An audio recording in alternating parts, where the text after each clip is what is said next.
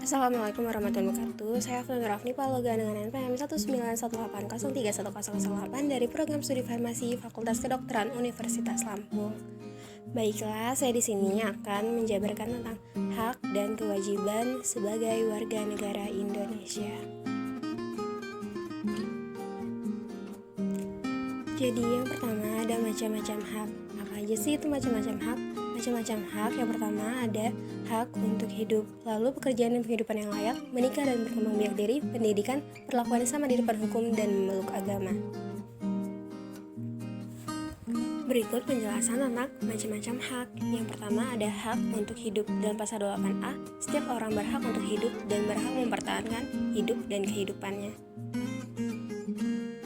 Lalu yang kedua, hak pekerjaan dan kehidupan yang layak. Dalam pasal 27 ayat 2, tiap-tiap warga negara berhak atas pekerjaan dan penghidupan yang layak bagi kemanusiaan.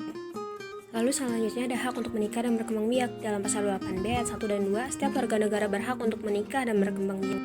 Lalu ada hak untuk pendidikan. Dalam pasal 28C ayat 1, setiap warga negara berhak mendapatkan pendidikan. Lalu ada hak perlakuan yang sama di depan hukum. Dalam pasal 28D ayat 1, 2, 3, dan 4, setiap warga negara berhak memperoleh perlakuan yang sama di depan hukum yang adil, mendapat imbalan yang layak dalam kerja, kesempatan yang sama dalam pemerintahan, dan berhak atas status kewarganegaraannya.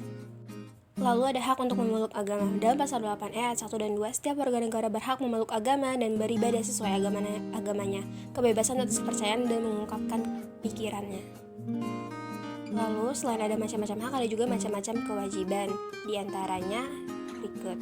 Yang pertama ada patuh terhadap hukum, lalu bela negara, menghormati hak asasi manusia, dan ikut serta dalam keamanan negara. Yang pertama, patuh terhadap hukum. Dalam pasal 27 ayat 1, setiap warga negara berkewajiban menjunjung hukum dan pemerintahan yang berlaku di Indonesia.